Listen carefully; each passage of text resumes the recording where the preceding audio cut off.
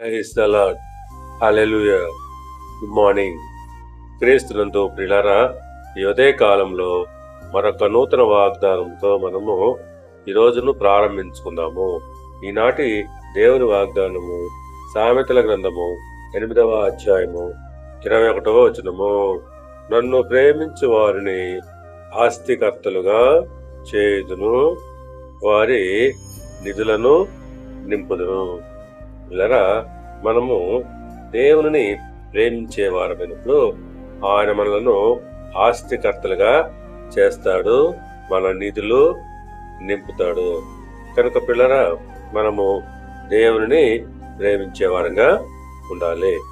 అవును, సామెతల గ్రంథము 8వ అధ్యాయము 18వ వచనం ప్రకారంగా ఐశ్వర్యము, ఘనతలను, స్థిరమైన కలిమియు, నీతియు నా యొద్ద ఉన్నదే. అవును, ఆయన అంటున్నాడు, ఐశ్వర్యము, ఘనతలు, స్థిరమైన కలిమి దేవుని యొద్ద ఉన్నవే.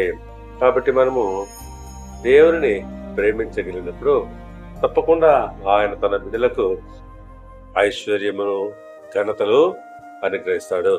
దేవుడు మిమ్మల్ని దీవించి ఆస్వాదించి వర్ధిల్ల చేయను గాక. ఆమేన్.